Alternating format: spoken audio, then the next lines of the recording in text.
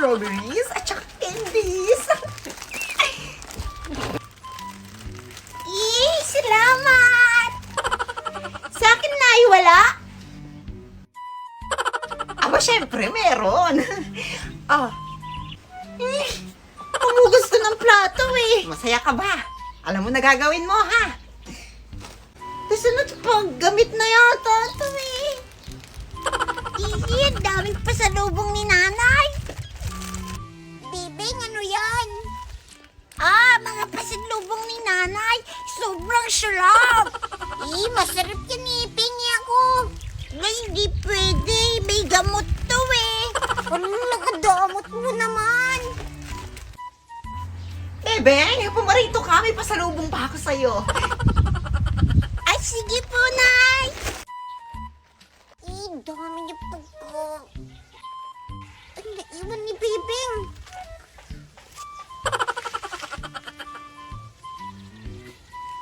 Masarap to eh.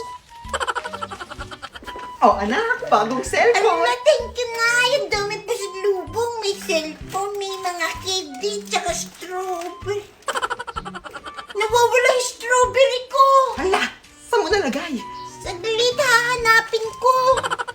Bagong balita, bagong chismis. Ang ibinebentang strawberry ng taong ito ay... Anak, tignan mo. Siya yung nagtinda sa akin ng strawberry. Nasa TV siya. Siya, Nay. Peking strawberry na may virus pala na kapag inyong nakain ay matutulad kayo sa lalaking ito. Panoorin natin. Wala, naging zombie sila. Naku, huwag mo na hanapin. Delikado pala yun. May virus yung strawberry na yun. Nakakatakot nga.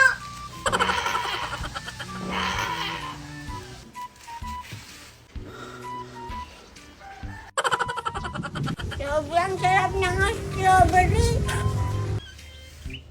Butog. Alam, butog, huwag mong kakainin yung strawberry. May virus yan. May mga sitwasyon o pagkakataon ba kayong nais ulit-ulitin pero madalang na lang kung mangyari? Puwes, ako rin! Sheng! Nagbihis na't naganda ng mga dadalhin. Gumising ng maaga kahit puyat pa rin. Hindi natin maiiwasang mainip sa biyahe pero sulit pa rin kapag kasama ang mga ate.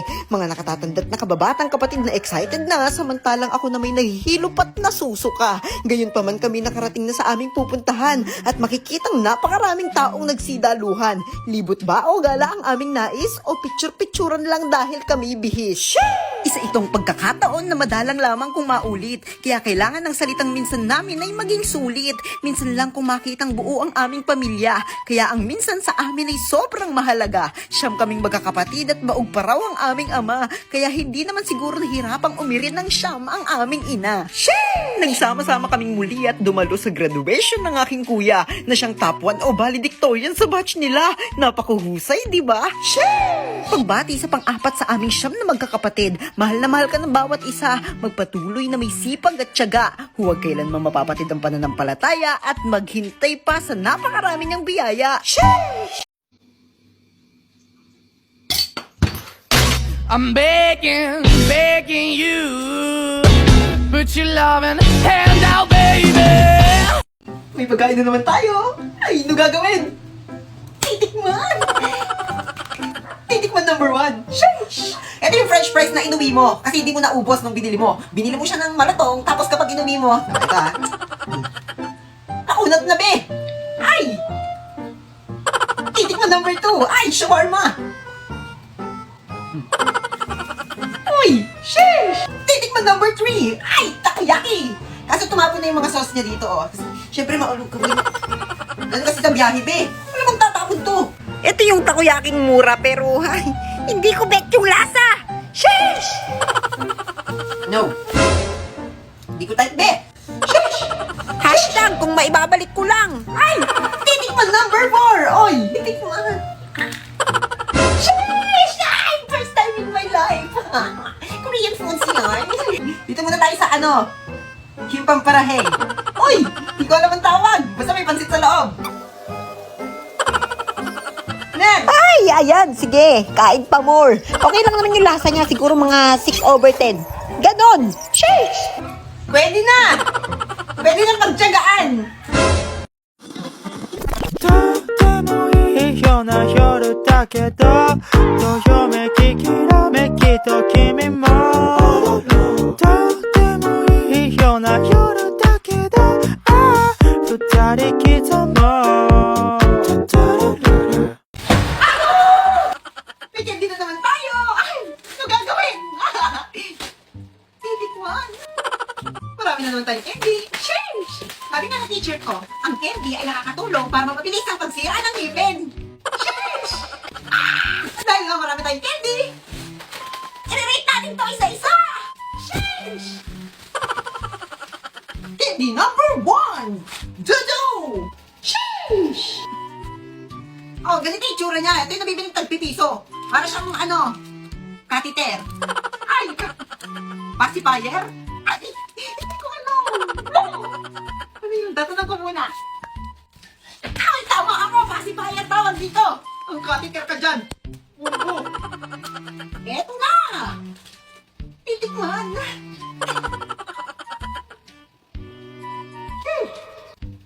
1,000 over 10.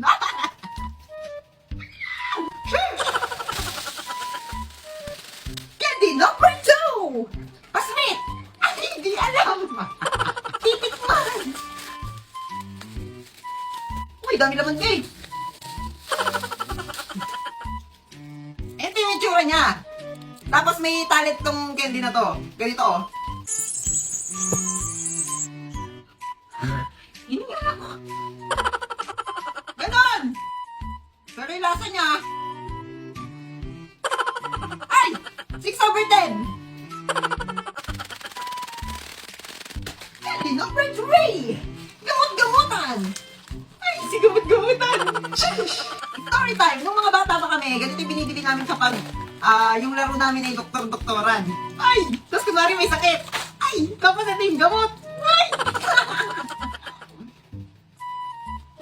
Sarap nito, be! 1 million over 10! Uy! Shush! Duday! Ayos mo ang pagwawalis! Pagod na ako, Nay. Wala bang pahinga to? Magbiryenda muna tayo. Mamaya na ang merienda kapag tapos ka na! Ay, marami pa to eh. Gutom na ako. Mamaya ka na dumaldal para maaga kang matapos! Nay! Ay, bebeng! Andyan ka pala, anak! Nagmerienda ka na ba? Hindi pa nga po, Nay. Nagugutom na nga ako eh. Ay, naku, kawawa ka naman. Ito, merienda mo. Wow, dami. Pumunta ka muna sa mga kalaro mo, ha? Marami pang gagawin si nanay. Ah, sige, Nay. Thank you. Oh, Duday! Tumama ka na naman dyan. Paglinis ka na! Napakadaya.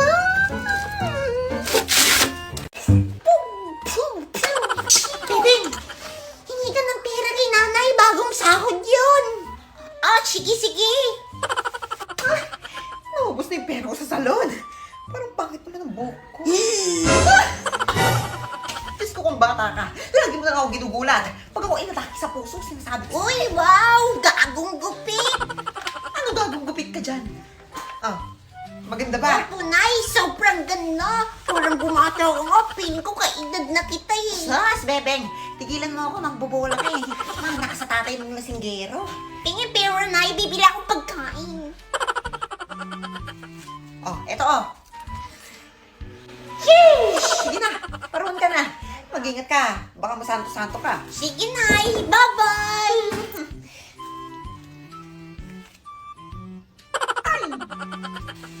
Shh, Bibing.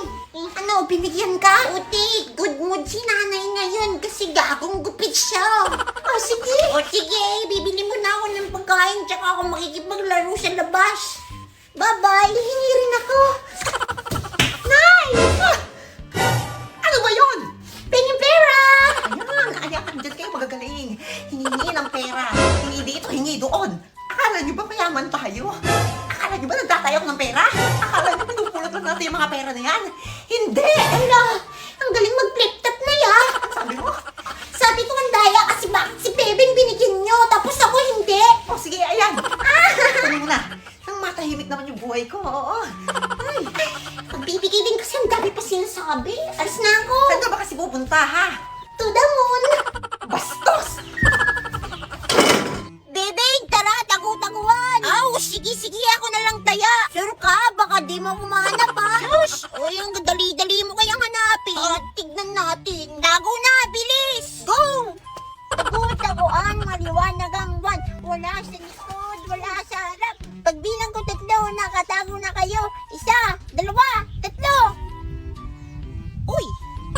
Wala na siya. Di na nga ako mahanap dito. Kasan na kaya si Budog? Bebeng! Nay! Naglalaro pa kami! Ay, halika. Kakain na. Uwi. O sige, susunod na ako! Bilisan mo ha. Budog! Ayaw ko na, hindi na ako sasama! Kakain na kami!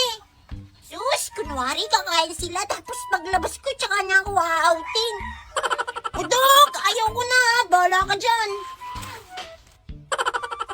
Ayaw na raw siya. Tapos a-outing niya ako kapag lumabas ako. Oy, no. Mautak ko, ha. Pautakin tayo, sige.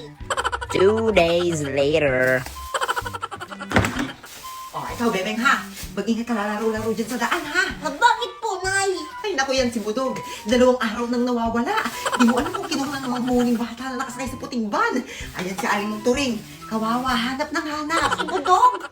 Kalaro ko lang yan ng isang araw, ah. Oh, tignan mo. Kalaro mo lang, tas nawala agad. Kaya ikaw mag-iingat ka ha. Huwag kang lalabas-labas. Okay, sige. Kawawa naman si Budog. 2 araw na, di pa ako nahanap ni Bebeng. Kahit wala pa ako tulog, tsaka kain. Ang galing ko magtago.